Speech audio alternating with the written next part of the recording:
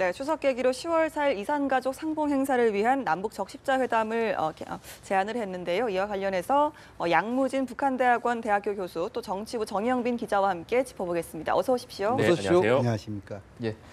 자, 먼저 정부가 7월 21일 남북 군사당국 회담을 개최하자고 제안을 했습니다. 교수님은 북한 반응 어떻게 예상하십니까? 아마 북한이 좀 고민할 것이다 이렇게 생각합니다. 예. 왜냐하면 특히 그 군사 당국 회담에 대해서는 지난해지요. 지난해 북한에서 가장 큰 축제인 제7차 당대에서 김정은 위원장이 직접 언급했습니다. 예. 남북 간의 상호 체제 존중뿐만 아니고 군사 분계선 기타 이런 지역에서 나름대로 적대 행위 중단하자. 그래서 군사 당국 회담이 필요하지 않느냐. 이렇게 주장을 했고 그 이후에 북한의 그 인민 무력성 또 그리고 조국 평화통일연구원을 비롯한 뭐 조평통 이런 여러 가지 기구에서도 이 김정은 위원장의 이런 관심사항에 대해서 우리 측에 계속 그 주장을 하고 제의를 했습니다. 예. 아마 그러나 우리 정부에서는 그 당시에 북한 핵 문제 이것이 중시하기 때문에 또 특히 압박과 제재 여기에 대해서 집중한 상태에서 대화는 아니 시장조다 이렇게 우리가 받아 안았지요. 예. 그런데 아마 이번에는 우리 대통령이 진정성이 담긴 그 한반도 평화구상 또 그리고 여기에 대해서 좀 더 구체적으로 우리가 이제 국방부에서 제의를 했기 때문에 북한에서 아마 긍정적으로 호응할 가능성이 50%. 예. 그러나 또 50% 정도에 대해서는 북한이 이미 그 정치 군사 문제, 이 남북 간에 있어서는 나름대로 정치 군사적으로 장애물이 많기 때문에 여기에 대해서 이것부터 문제 해결해야 된다. 그래서 과거 2015년도지요. 2+2 회담이 있었습니다. 예. 아마 북한의 황병서라든지 이런 김영철이 내려온 사례가 있죠. 예. 그래서 좀 더 큰 틀에서 정치 군사 회담 이렇게 역제한, 수정 제한할 가능성도 배제할 수 없다. 그런 생각이 듭니다. 예, 반반의 가능성을 말씀해 주셨는데요. 북한이 노동신문에 이제 문재인 대통령의 베를린 구상에 대해서 의견을 좀 실었습니다. 그 내용에 대해 좀 짚어보죠. 그래서 이제 뭐 우리 문재인 대통령은 이미 그 한미 정상회담에서 한반도 문제의 평화적 해결 또 그리고 우리의 주도적 역할 여기에 대해서 한미 정상 간에 합의한 바 있잖아요. 예. 또 그리고 이것이 G20 회의에서도 또 국제사회로부터 지지를 받았죠. 네. 그 연장선상에서 우리가 크게 그 문재인 정부의 한반도 평화구상 5대 정책 방향을 그 밝혔고 또 그리고 4대 실천 과제도 했잖아요. 그 속에 지금 오늘 이제 2개 이런 제안했죠. 그런데 북한이 지금까지 조용하게 있다가 아마 그 뭐 한 하루 이틀 됐죠. 북한의 노동신문에서 개인 필명의 논평을 통해 가지고 북한했습니다. 예. 거기에 이 내용을 보면은 좀 전반적으로는 뭐 이 궤변이다. 또 그리고 특히 흡수통일이라고 볼 수 있는 독일에서 했다는 것은 이 뭔가 흡수통일, 남북 흡수통일에 좀 나름대로 생각을 가지고 아니냐 이렇게 오해도 하고 있는 측면이 있습니다. 그러나 전반적으로 봤을 때 아마 이런 궤변을 하는 속에서도 특히 6.15와 14선언 여기에 대해서 우리 문재인 정부가 확실히 이행하겠다는 그것을 보여준 데서 긍정적으로 평가하고 있고 예. 또 그리고 지금은 이제 정치 군사 문제를 들고 나왔지만도 이 한반도에 있어서 군사적인 적대행위 중단 이런 부분도 나름대로 북한에서 좀 더 하려고 하는 그런 나름대로 직간접적인 표현도 있긴 있습니다. 그래서 아마 북한의 이런 표현 속에는 아마 우리가 오늘 제안한 이런 군사 당국 회담에 대해서 좀 더 호응할 가능성 이것도 엿볼 수 있는 대목들이 아닌가 이렇게 생각합니다. 예. 자, 이번 회담 제안이 좀 상당히 전격적으로 이루어지지 않았습니까? 어떻게 보셨습니까? 네, 방금 교수님께서도 언급해 주셨지만 문재인 대통령이 지난 독일 순방 당시에 이 베를린 구상이라고 하는 한반도 평화 구상을 공개를 했습니다. 예. 당시 문 대통령은 휴전협정 64주년이 되는 7월 27일에 휴전선 인근에서 남북이 군사적 긴장을 고조시키는 적대적 행위를 중단하자 이렇게 제안을 했습니다. 이 정부로서는 아무래도 이 휴전협정 64주년인 7월 27일이 상당한 의미가 있다고 보이기 때문에 아무래도 이 군사회담이 7월 27일 넘어가거나 혹은 또 이러한 조치가 7월 27일 넘어갈 경우에는 의미가 좀 퇴색될 수 있다. 그리고 예. 북한이 호응하지 않을 수 있다. 이런 우려가 작용한 것으로 보이고요. 예. 이 때문에 7월 27일을 열흘 앞둔 오늘 이 7월 21일 날 군사회담을 갖자 이렇게 제안을 한 것으로 보입니다. 예. 예, 문 대통령이 남북 간의 적대 행위를 좀 제한을 하자 이렇게 제안을 했는데요. 이 적대 행위가 어느 정도의 기준을 갖고 있는지는 이제 남과 북의 입장이 좀 다르지 않겠습니까? 그래서 이제 뭐 우리가 그 지금까지 72년 7.4 남북 공동성명 이후 수많은 남북 간의 합의사항이 있었죠. 예. 그 합의의 기본 정신이 뭐냐면 상호 체제 존중과 내정 불간섭입니다. 예. 그걸 서로 인정하자는 것이거든요. 근데 그런 연장선상에서 아마 지금까지 우리가 뭡니까 남북 간의 대화와 교류 협력 있는 상태에서는 이러한 정신이 잘 뒷받침돼 가지고 협력이 됐는데 대립과 대결 이 시기에는 이러한 정신이 모든 것이 뭡니까 사라져 버렸단 말입니다. 예. 그래서 이러한 상황에서 지금은 이제 대립과 대결의 남북 관계를 화해와 협력, 평화 관계로 하기 위해서는 이런 이 가장 중요한 군사 분계선 지역에서의 적대행위 이 중대히 중요하거든요. 예. 이 적대행위라는 건 몇 가지 있습니다. 일례로 그 군사 분계선을 보면은 큰 틀에서 선동물질 있지 않습니까? 예. 예를 들어 가지고 북한이 주장하고 있습니다만도 우리 입장에서 우리 측에서 보면은 뭐 예를 들어 거기서 전등이 하는 전등탑이라든지 이런 거 있지요. 예. 또 그리고 확성기. 예. 또 그리고 지금 이제 그걸 좀 벗어나 있습니다만도 우리 그 민간 단체들의 대북 전단 살포 예. 이런 것이 아마 적대 행위에 다니겠느냐 이렇게 보여주고 예. 또 서해 NLL 지역에서만 북한에서 꽂혔죠. 4월, 6월, 9월, 11월 이마 되면은 계속 이 뭡니까 이 북한이 월선하는 또 침해 이런 행위 있잖아요. 이런 부분도 어찌 보면은 군사적인 적대 행위의 실체로 볼 수 있거든요. 예. 그래서 지금 현재는 뭡니까 지난 9년 동안에 남북 간의 대립 대결해 가지고 너무나 당국 간의 불신의 골이 깊은 상태이고 예. 특히 군사 분계선 최일선에 있는 우리의 군인들 또 그리고 북한 군인들 피로감에 쌓여 있습니다. 예. 누적된 거 있잖아요. 그렇다면 이 피로감이 누적되어 있으면 안전사고도 발생할 수 있습니다.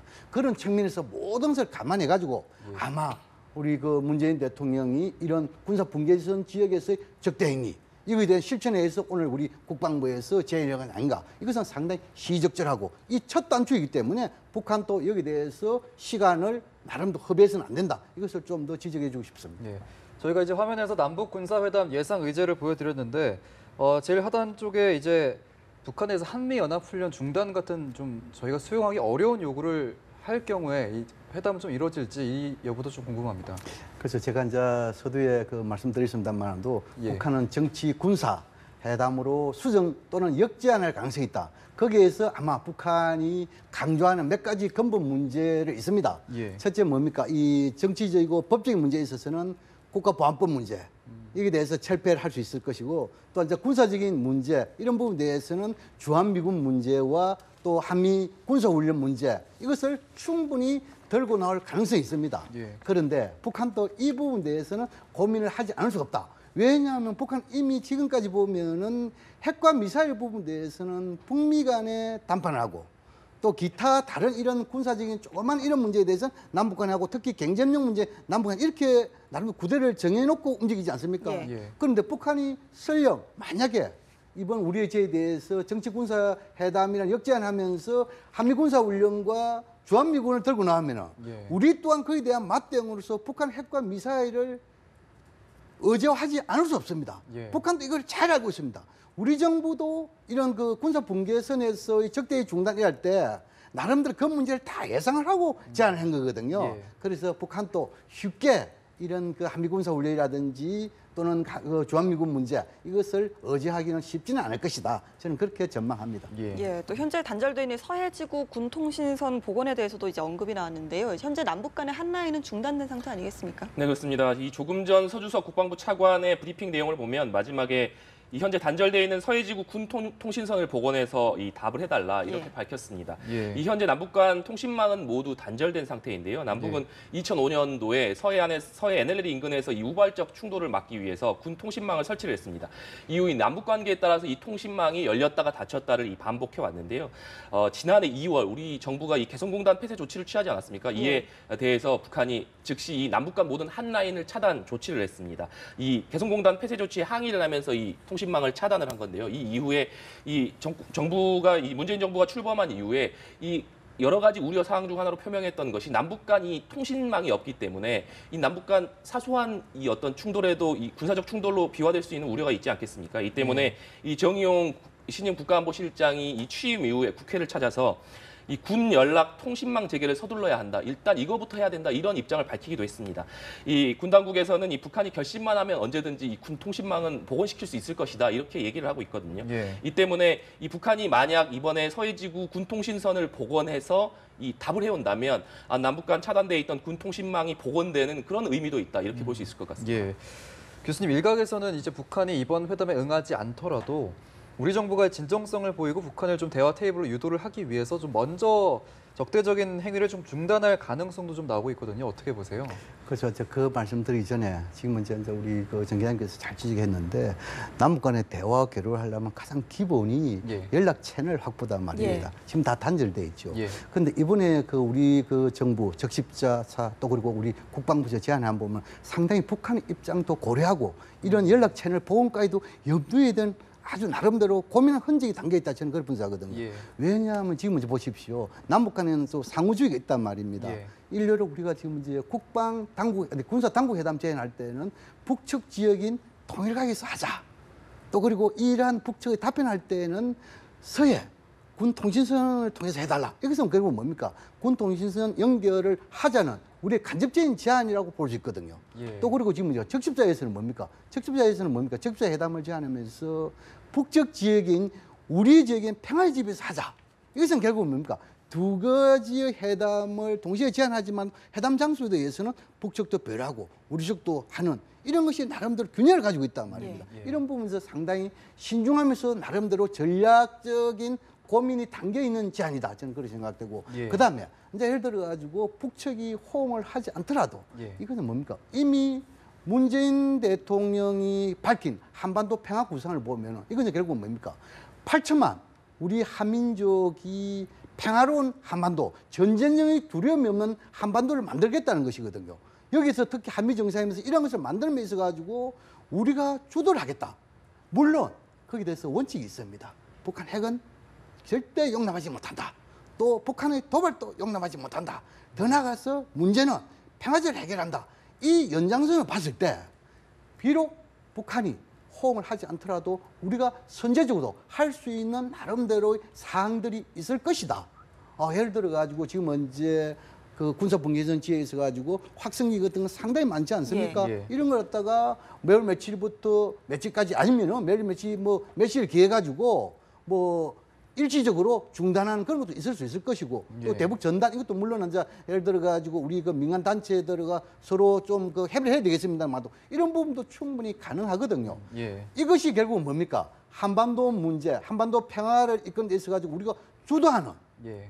그 연장선이 있기 때문에 그러한 다시 말해서 충분히 가능성이 있다. 저는 그렇게 전망을 합니다. 예. 그런데 군사회담이 이제 성사가 되더라도 북한에서 핵이나 미사일 도발을 계속해서 한다면 사실 의미가 좀 퇴색되는 거 아닙니까? 특히 이제 그 문재인 대통령의 그 신베린 구상에서 제안을 보면은 예. 이렇게 돼 있죠. 그 정치 군사, 정치의 사항과 관계없이 사회 문화 교류한다고 되어 있죠. 그 이러한 제안을 할 때에는 아마 특히 북한에서 핵과 미사일 이런 것을 다 염두에 두고 전략적으로 제안할 수 있다고 보거든요. 예. 지금 이제 정전 체제에서 북한이 핵과 미사일 우리가 하지 말라 해서 지금 이제 안 하면 얼마나 좋겠습니다만도 그 가능성 좀 낮지 않습니까? 예. 그렇다면 아마 이런 우리가 회담을 한다, 또 교류를 한다, 또 이렇게 하는 상에서 북한이 핵이라든지 미사일에서 도발적인 행위를 할 때 그렇다고 해서 회담을 중단하지는 않을 것입니다. 그러나 회담의 속도라든지 또 그 교류의 폭이라든지 이것은 조절이 가능하겠죠. 예. 그것이 결국 뭡니까? 전략적인 접근 아니겠습니까? 그래서 충분하게 북한 핵과 미사일 이런 도발한다 하더라도 대화 이런 부분에 대해서는 지속할 것이다. 저는 그렇게 전망합니다. 예. 이제 교수님께서도 잠시 말씀을 해주셨지만 이제 군사회담도 이어서 이제 추석을 계기로 이산가족 상봉을 위한 적십자 회담도 열리는데요. 이 부분도 좀 얘기를 나눠보겠습니다. 어떻게 좀 보셨습니까? 네, 방금 이 적십자사에서 발표를 했습니다. 이 8월 1일 날 평화의 집에서 이 남북 적십자 회담을 갖자. 아무래도 이 의제는 역시 인도적인 협력을 얘기했습니다만 주된 내용은 이산가족 상봉이 될 텐데요. 예. 이 역시 문재인 대통령이 퀘르버 재단 연설에서 밝힌 내용입니다. 올해가 이 14 정상선언 10주년을 맞는 해이기 때문에 예. 또 10월 4일은 추석 아니겠습니까? 이 두 가지 기념일이 겹치는 올해 추석 계기로 해서 남북 예. 이산가족 상봉을 하자 이렇게 문재인 대통령이 독일 퀘르버 재단 연설에서 제안을 했습니다. 또 이를 예. 위한 적십자 회담을 개최하자고 했고요. 아무래도 문 대통령은 이 두 가지 기념일이 겹치는 날에 이산가족 상봉 행사를 한다면 남북이 기존 합의를 존중하고 이행하는 의미 있는 출발이 될 것이다. 이렇게 말을 했습니다. 이 때문에 아무래도 오늘 이 후속 조치로 제안이 이루어진 것으로 보이고요. 또 당시 문 대통령이 이산가족 상봉에 더해서 성묘 방문까지 포함하자고 제안을 했습니다. 특히 북한이 당장 이 성묘 방문이 어렵다면 우리라도 또 개방을 할 테니 우리라도 성묘를 할 수 있게 북측 이산 가족들이 고향 방문이나 성묘를 허용할 수 있게 개방하겠다고 밝힌 바 있습니다. 이 때문에 이번 적십자 회담에서는 남북 이산 가족 상봉뿐 아니라 이런 예. 이 성묘 방문까지 포함한 부분들이 논의가 되지 않을까 예상이 됩니다. 예. 예, 일단 뭐 군사회담의 성사 여부부터 저희가 살펴봐야겠습니다만 이산가족 상봉 행사도 좀 성사될 가능성은 어느 정도라고 보십니까? 네, 앞서 교수님께서도 언급해 주셨지만 이 군사회담과 별개로 이 북한 핵과 미사일 도발과는 별개로 해서 인도적인 협력은 계속해 나가자는 부분이 문재인 대통령의 방침이고요. 이런 부분에 아무래도 군사적 회담과는 별개로 북한으로서도 인도적인 부분에 있어서는 부담이 상대적으로 적지 않겠습니까? 네. 이 때문에 아무래도 북한과의 교류가 단절됐던 이명박 박근혜 정부 시절에도 이산가족 상봉은 한 차례씩 이루어진 바가 네. 있습니다. 이 때문에 아무래도 이번 이산가족 상봉 행사에 대해서는 북한이 긍정적으로 검토하지 않을까 하는 생각은 드는데 이 역시 이번 회담의 결과가 어떻게 진행되느냐 또 군사회담이 어떻게 진행되느냐 부분을 좀 면밀히 살펴봐야 되는 것이 아니냐 이렇게 판단이 됩니다. 예. 지금 저희가 속보를 내보내드리고 있는데 일단 적십자 회담을 8월 1일에 열자고 제안을 하면서 장소로 판문점 우리 측 지역 이제 평화의 집에서 하자고 했는데요.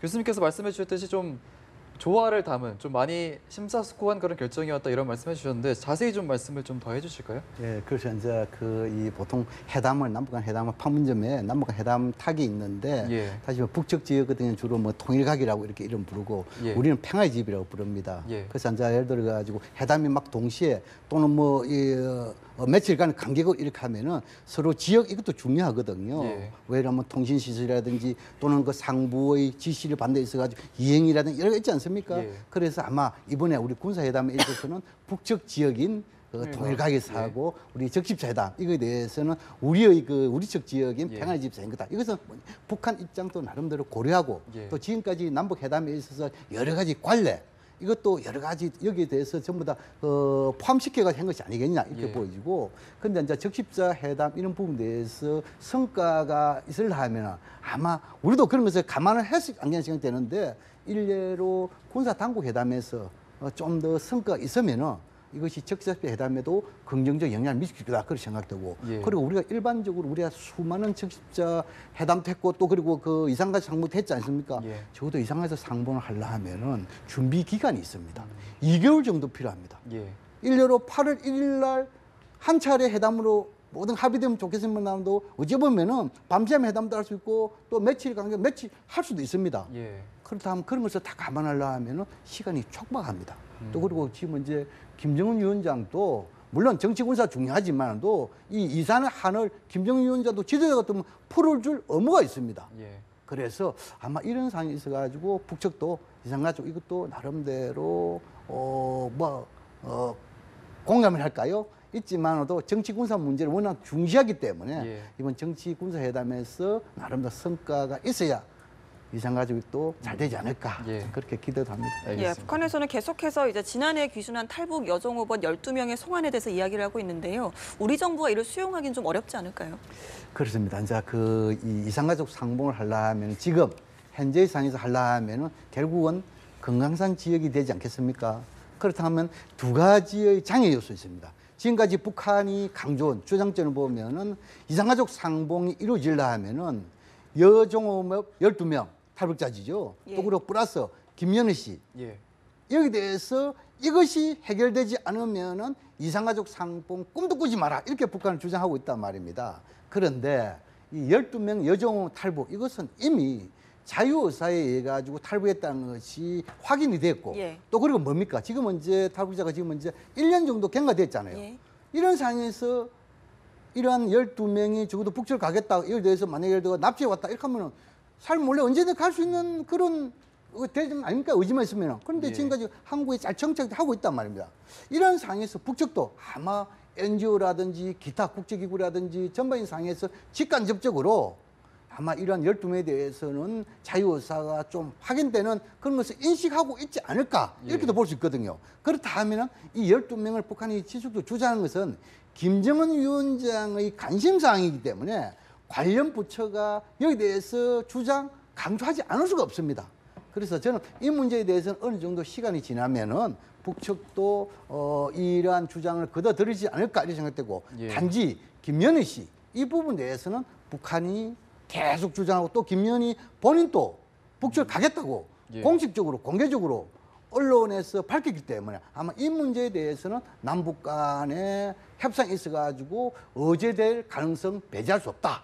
저는 그렇게 생각되고, 두 번째로 이산가족 상봉이 금강산에 살려면 북한은 틀림없이 금강산 관광하고 연계하지 않겠습니까? 예. 그럼 여기에 대해서 우리 정부가 금강산 관광에 대해서 과연 이산가족 상봉과 연결할 수 있는 전략을 가지고 있느냐, 이것이 중요하거든요. 예. 그래서 지금 문제 이산가족 문제 있어가지고 13만 명이 이산가족 상봉했다고 신청을 했습니다. 예. 지금 이제 생존자가 6만 명입니다. 그 6만 명 중에서 평균 나이가 81세, 예. 고령이 상당합니다. 그리고 예. 1년에 3천 내지 4천 명 정도가 세상을 떠나고 있습니다. 이것은 시급한 현안 문제거든요. 예. 그래서 남북한 지도자가 다른 문제보다도 이 문제에 대해서 우선을 한다 하면은 결국 이 문제도 좀 쉽게 또 긍정적으로 가지 않을까 예. 기대하면서 또 촉구를 해봅니다. 예, 그렇게 전망하셨군요. 자, 정부가 오늘 이제 군사회담 그리고 이산가족 상봉을 위한 적십자회담을 같은 날 제안하는 것도 좀 의미가 있을 것 같아요. 그것은 물론 뭐 문재인 대통령의 의지 반영을 할 수 있겠죠. 예. 또 그리고 중요한 것은 시급성 아니겠습니까? 지금은 이제 남북 간 군사 대치상에서 제가 강조를 했습니다만도 일선에 있는 군 장병들이 얼마나 지금 뭡니까? 피로감이 누적돼 있답니까? 예. 대립과 대결되면은 신발 벗고 잘 수 있습니까? 군인들은 그 신발 신고 잔다고 봐야 되거든요. 그럼 예. 피로감이 누적돼 있으면은 총기 사고, 안정 사고 언제든지 일어날 수 있습니다. 예. 두 번째로 이런 것을 풀어주고, 두 번째는 뭡니까? 이산가족, 방금 제가 말씀드린 시급하단 말입니다. 이 문제는 인류 이 인도적인 문제에서 아주 보편적이고 이것은 국가가 책무 의무적으로 해야 됩니다.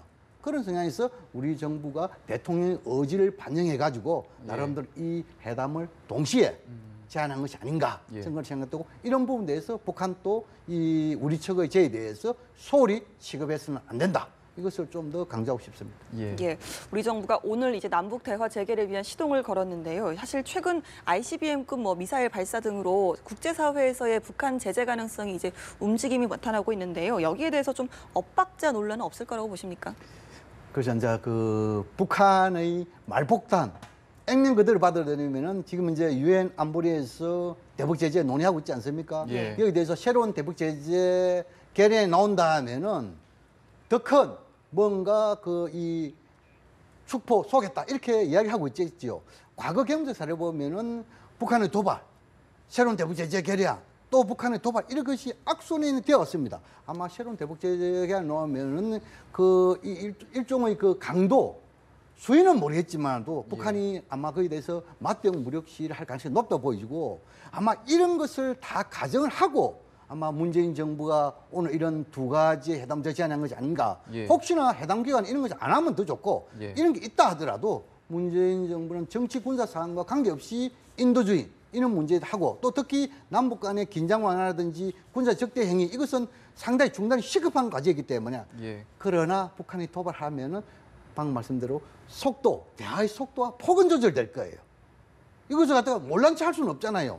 그렇기 때문에 그렇지만도 이러한 와중에 북한 도발하더라도 대화 이것을 중단하지는 않을 것이다. 저는 그렇게 전망합니다. 예. 마지막으로 짧게 좀 전망을 좀 해주시죠. 이번 회담 성사 여부라든지 북한의 반응 정도 전망해 주시죠. 네, 방금 교수님께서 언급하신 대로 이 북한이 노동신문을 통해서 남북 관계 개선에 대한 어느 정도의 의지를 내비치는 것이 사실입니다. 예. 이 때문에 이 우리 정부가 동시다발적으로 이 군사회담과 적십자회담을 제안을 했는데, 이 교수님 말씀하신 대로 북한이 이 부분에 대해서 어떤 의제를 갖고 나올 것이냐, 이 부분에 따라서 내용은 달라질 수 있을 것이라고 봅니다만, 교수님 얘기하신 대로 역제안할 가능성 배제할 수 없고요. 우리 정부 역시 북한이 그렇게 나올 가능성을 대비해서 상당히 그 부분을 고려하고 있을 것이다, 이렇게 볼 수 있을 것 같습니다. 또 적십자회담 관련해서는 아무래도 인도적인 부분이기 때문에 또 이산가족 분들이 상당히 고령이시고, 북한으로서도 이 김정은 위원장이 북한의 어떤 유일한 영도 체제로서 지금 이 어떤 이산가족들의 문제를 또 해결한다는 것이 하나의 또 치적으로 남을 수도 있거든요. 또 그런 부분이 있기 때문에